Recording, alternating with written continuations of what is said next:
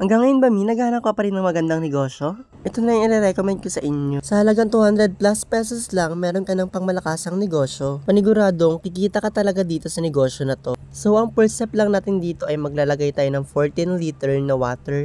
So, sa unang timba ay meron na yan 6 liters, pangalawa ay 6 liters ulit, sa pangatlo ay 2 liters. So, sa second step, ilalagay lang natin ng SAA Fortified Bubble Booster. Siguraduhin lang natin na dahan-dahan yung paglalagay natin ng ingredients para ito ay matunaw.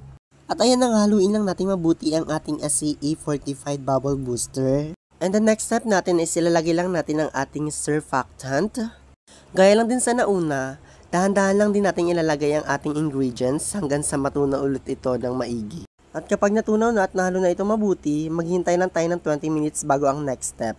After 20 minutes, ilagay lang natin ang ating regular premix fresh calamansi at same process lang din ang gagawin natin tulad sa nauna at sa pangalawa. Siguraduhin lang natin na haluin natin mabuti yan hanggang sa maging green na yung water. At kapag naging green na lahat ng water, ang next step natin is ilagay ang ating thickener. At same process lang din to sa nauna, sa pangalawa at sa pangatlo. Ilagay ang thickener at haluin itong mabuti hanggang sa matunaw. At kapag nahalo na itong mabuti, ang kakalabasan nito ay ito.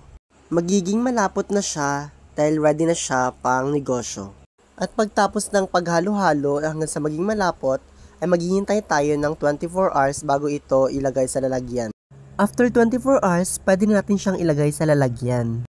So ayan, tinatakal na natin doon sa isang 1.5 at ibebenta natin yan sa halagang 50 pesos.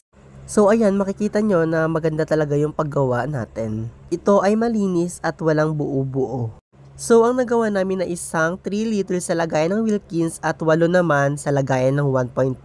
Kaya kung ako sa'yo, huwag ka na magdalawang isip, i-check out na yan, andyan dyan sa yellow basket natin.